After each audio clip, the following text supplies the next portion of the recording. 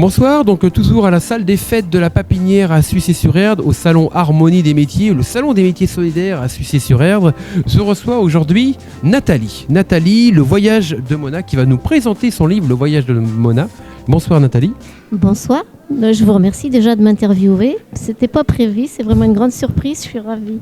Bon, parfois c'est des bonnes surprises. Donc vous êtes auteure, illustratrice d'un livre qui s'appelle Le voyage de Mona. On va juste faire un petit plan. Alors allez-y, parlez-nous un petit peu du voyage de Mona. Alors le voyage de Mona, c'est un conte de à peu près 200 pages et qui n'a pas trouvé d'éditeur parce qu'il est un peu particulier. Il s'adresse à la fois aux adultes et aux enfants.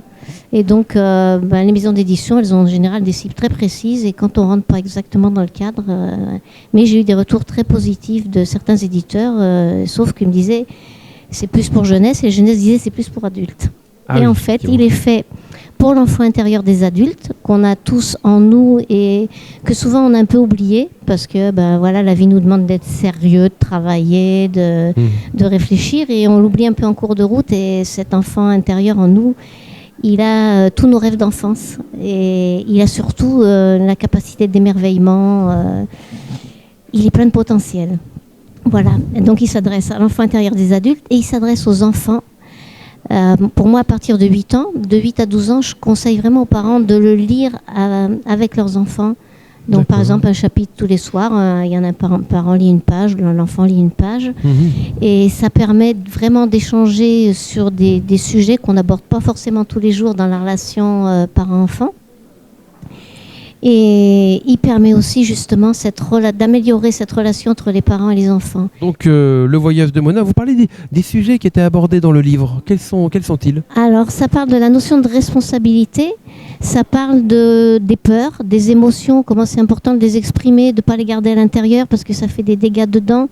Et souvent les enfants petits, comme ils n'ont pas souvent les mots ou la compréhension qu'on peut avoir en tant qu'adulte, et quand ils vivent des émotions importantes, ils ont beaucoup de mal à les gérer, et donc du coup souvent ils les enferment. Et si par exemple un enfant vit une émotion importante à l'école et qu'il n'en parle pas à son parent, l'enfant va rester avec cette émotion bloquée en lui, et ça peut au fur et à mesure prendre de la place, même si c'est planqué quelque part dans son inconscient, mais ça peut poser problème et prendre de l'ampleur sans que l'enfant en soit conscient.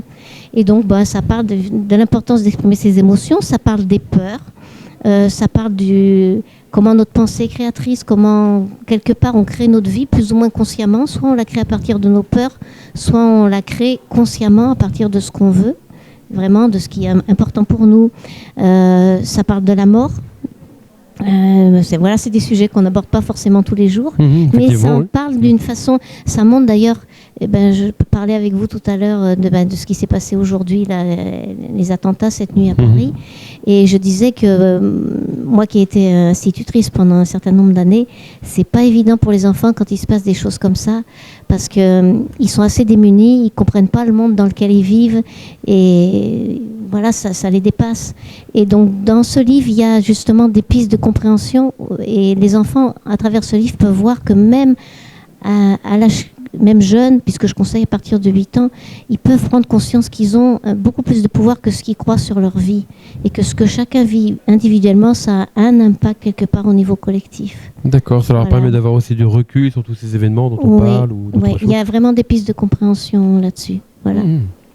D'accord, donc le voyage de Mona, ça fait longtemps que vous l'avez écrit, le voyage de Mona? Alors, je l'ai écrit il y a 4 ans. Comme je n'ai pas trouvé d'éditeur, je l'ai fait en auto-édition, c'est-à-dire que j'ai financé moi-même les 100 premiers exemplaires. Ah oui. Sauf que comme il est tout en couleur, je n'avais plus d'argent après pour en refaire.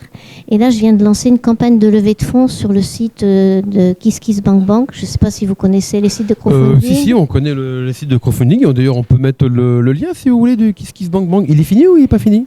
Non, il se termine le 2 décembre. Enfin, la levée de fonds se termine le 2 décembre, mais on peut y aller directement par le site. Si on va sur le site www.levoyagedemona.com, du coup, on a directement, on peut avoir le lien. Et surtout, on peut lire les 3 premiers chapitres gratuits, ce qui permet de voir, il y a les illustrations, donc on voit le texte, les illustrations, donc se faire une idée de...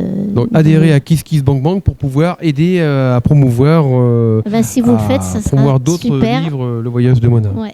j'ai la suite j'ai déjà écrit le début, qui est le voyage de Léo, qui sera plus tourné peut-être pour les garçons et un peu plus, les hommes, on va dire, les hommes et les garçons, et un public un peu plus âgé.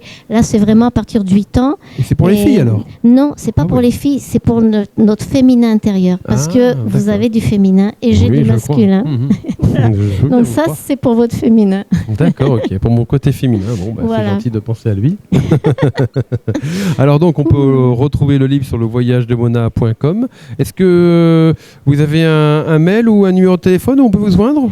Alors, oui, on peut absolument. On peut m'écrire donc à Nathalie, _Corbino@yahoo.com. D'accord, et un numéro de téléphone. Voilà, mon téléphone 07 77 04 72 97. D'accord, c'est parfait. Nathalie, merci beaucoup pour tout ça. Je vous remercie, moi aussi, grandement. Passez une bonne soirée, un bon salon. Il y a encore un jour de salon. Ok, merci beaucoup. À bientôt, Nathalie.